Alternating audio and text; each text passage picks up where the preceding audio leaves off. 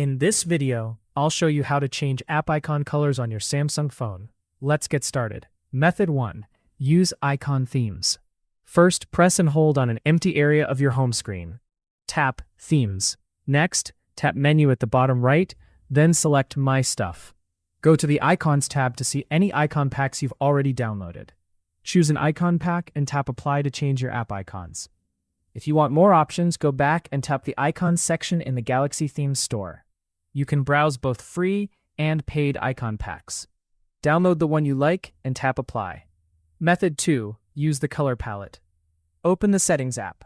Tap Wallpaper and Style. Next, select Color Palette. Turn on Color Palette, then choose the color scheme you like. Enable Apply Palette to app icons, then tap Apply. That's it. Your app icons will now match your selected color palette.